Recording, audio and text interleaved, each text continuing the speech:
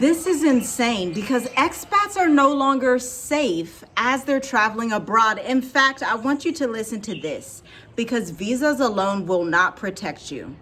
According to the United Nations Department of Economic and Social Affairs, there are now 280 million international migrants across the globe, which is the highest number ever recorded. And at the same time, governments worldwide are changing their visa policies.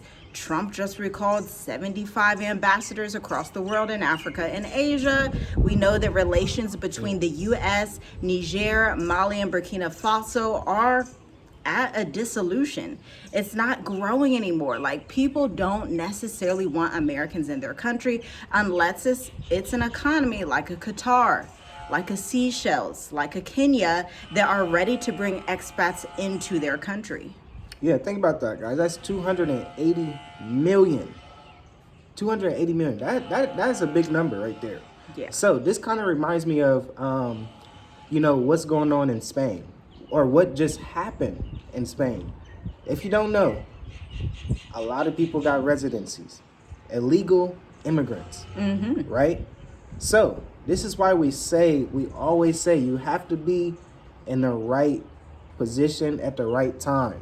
Exactly. And this is the core misunderstanding. Visas versus residency versus citizenship, and when to use each in your expat journey abroad. Because a lot of travelers do not understand the logistics, and so they're planning for a 60 to 90-day visa that's going to run out, or they're trying to get citizenship in a country that doesn't offer it and does not do dual citizenship. Or pause it. Or they're trying to get residency in a place that does not have a true digital nomad startup infrastructure or retirement infrastructure for you to actually be able to stay there in the long term. We're thinking 5 to 10 years over here. We understand most people don't think that far, but we do. Because we're parents, because we have parents, because we have nieces and nephews and children, we think a little bit different than the average traveler. Yeah. We are thinking years and years ahead of time.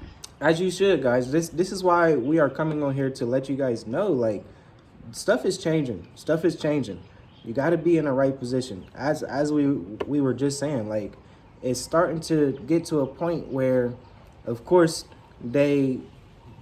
certain countries and certain regions of this world say, hey, citizenship. But have you done your research about that country? You know, what causes, or what do you need to do to be a citizen? What kind of taxes do you need to pay? You get what I'm saying? Who are their allies? Yeah, like it really gets down to that. And for us, we say look for places with residency first. Exactly, because residency does not require you to revoke your U.S. passport up front. You do not need to do that. That's really an unnecessary step until you are more of like a veteran traveler who's been abroad 20 years, so you have a good handle of the location you're in. But if you have not been abroad 10, 20 years, there's really no reason to just get a citizenship out of nowhere. It can trap you in one specific location. Now let's actually tell the difference between what a visa is, what residency is, and what citizenship is. So here's what a visa is. Visa is when you arrive to a country, they require you to pay a fee and to fill out an application. It could be online or it could be at the border, and they permit you to stay there for 15 days, 30 days, 60 days, 90 days, or 1 year. Now, for example, Madagascar, they allow you to stay for 30 days, okay? You pay your visa, it's not visa free for Americans, and it's good for 30 days. After that, you must exit or quickly figure out how to maneuver that system. Albania, for example, they let you stay there for an entire 12 months visa free as an American, where you did not have to pay the visa. Or countries like Botswana, Seychelles, Mauritius, South Africa, they allow you 90 days to 180 days visa free for Americans. So as you can tell, every country around the world has different policies, and some countries change these a little bit more than others, like a Thailand, who is notoriously known for changing their visa policies like every month. Yeah, that's good. That's good. Point blank, period. You got to know how to move around. That's the name of the game. Knowing how to move around. You got to have a strategy. You got to understand What country does visas, what country allows you to get a decent extension. You get what I'm saying? Because some countries, they will extend your visa for 7 days, 14 days. And that's pretty much a game, right? Like really, it gets down to that. So you got to understand, okay, if I go to this country, will they extend my visa for the same time that I started? So you will enter the country for 90 days and you could get an extension for another 90 days, right? But just for example, we came from Tanzania. It was like that in 2020, but when a lot of people comes, they switch it up. They say, okay, we just extended for 14 days. And that's pretty much a game. So the name of the game, know how to move around. Yeah, that actually really gets into the corruption index because typically corrupt countries will do that. And this could be anywhere in the world. It can be Africa, it can be Asia, it could be Latin America.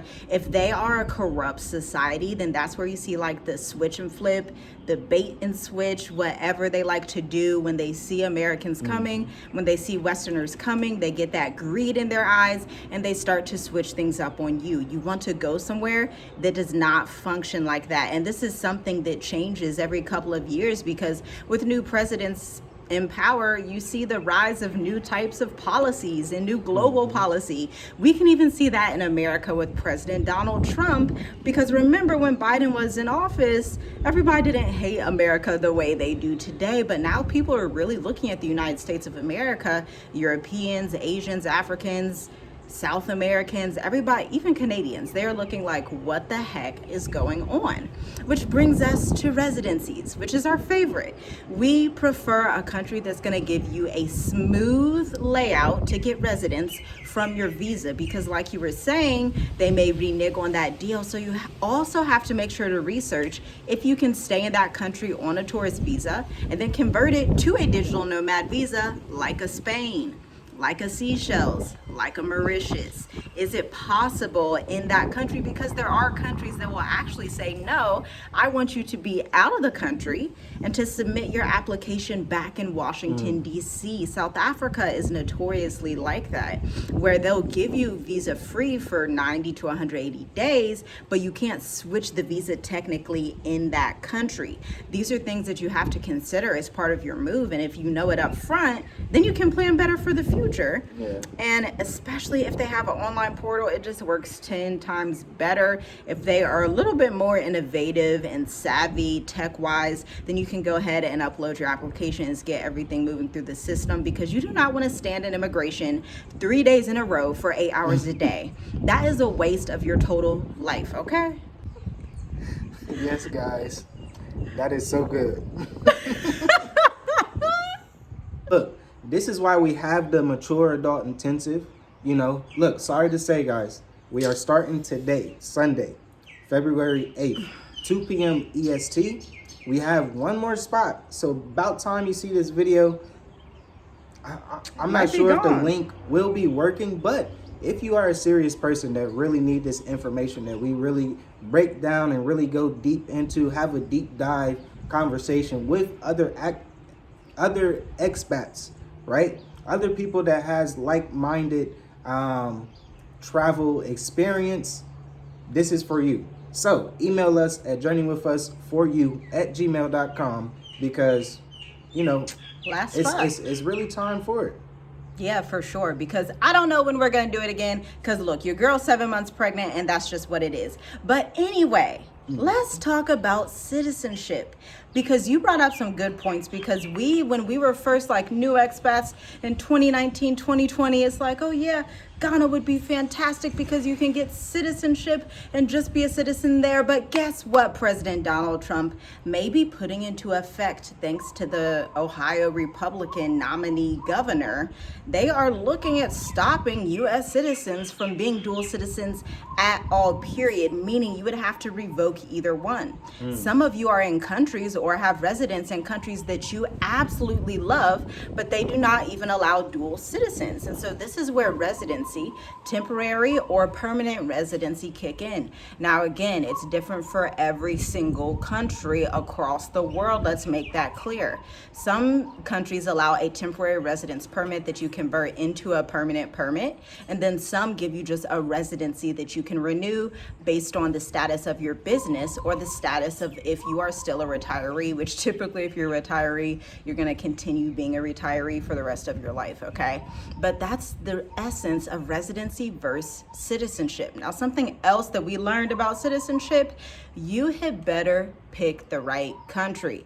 We saw Portugal has 45% tax, Spain 45% tax, Kenya 35% tax, Ghana 32-ish% tax, South Africa 45% tax. Some of these countries are taxing the literal mess out of you as someone that's coming to get citizenship.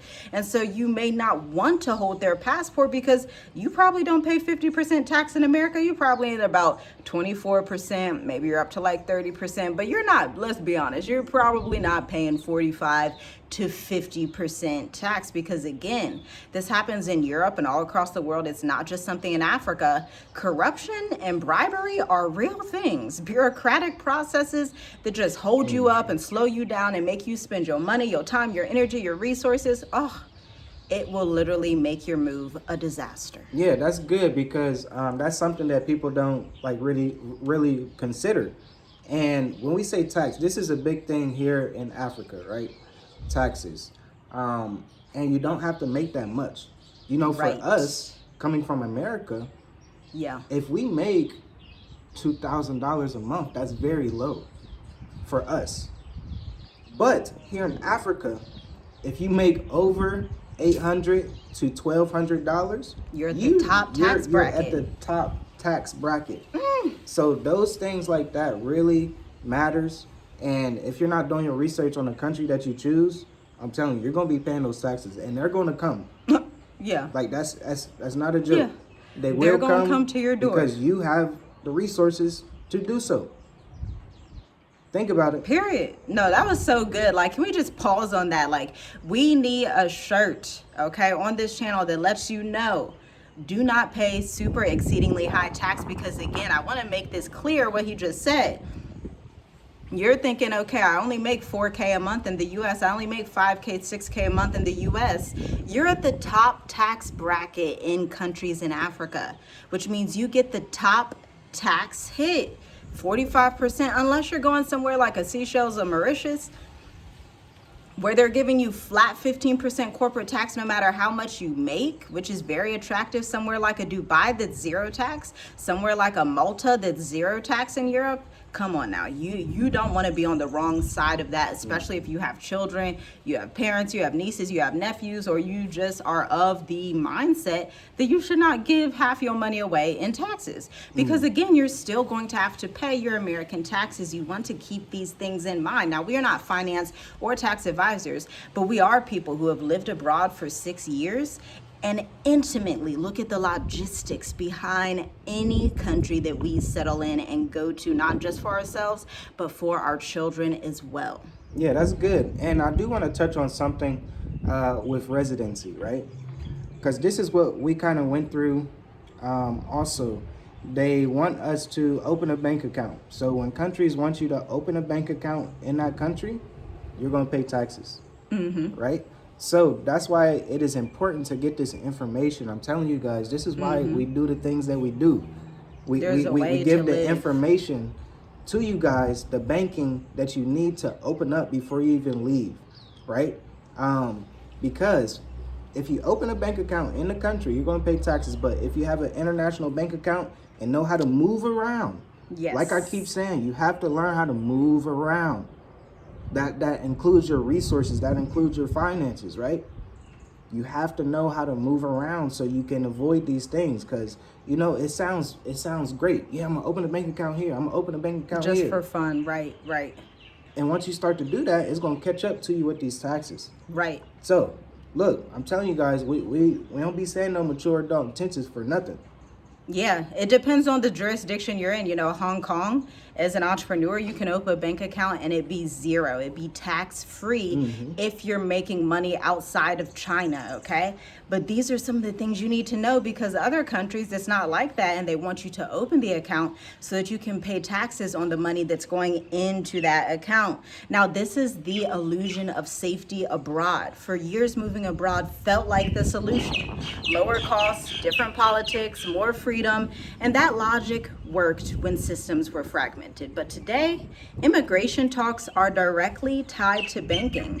Banking talks are tied to tax authorities. Tax authorities are tied to border systems and restrictions. And border systems are directly tied to digital identity registries, especially if you were to travel in Europe at this time. So, when these systems integrate, status matters more than location, which is exactly why expats with valid visas still experience account freezes, residents face sudden renewal denials, and long-term residents are rescreened under new criteria. Nothing illegal technically happened, but it's just that the framework has totally shifted in a World War III geopolitical era / stock market crashing era, when people all across the world are looking like, who are our allies? Who's actually bringing value to this economy? Because the name of the game is value. You may not want to hear that as an American, but be prepared to bring value to the places you're going. If you're just going to not bring value, you don't have innovative solutions, you're not an entrepreneur or a retiree who is bringing their money into that country, the country's not going to want you. Flat out, plain and simple. Yeah, guys, look, the framework is important. Preparation is key. Look, Donald Trump is Donald Trump, and we know that. So that's a big thing too. This dual citizenship. That's something very that could like hit a lot of people that has dual citizenship, and you're gonna have to choose. So that's something. That's why we decide to do residency, temporary and permanent residency. That is your leverage right there, where you can keep your U.S. passport, keep all of the stuff that your ancestors worked for, because they worked hard, child, okay? I ain't gonna get into that. I'll be on a whole new rant if I get into how hard your ancestors worked. But keep that passport, but then also have your residency so that you can have the best of both worlds while living outside of America. That's truly the new American dream. Really, because in America, you're still a resident too. So that, look, we can talk about this all day. But thanks for tuning in, guys. Make sure you like the video, leave your comments below, and we'll talk to you next one. Shalom. Shalom, shalom.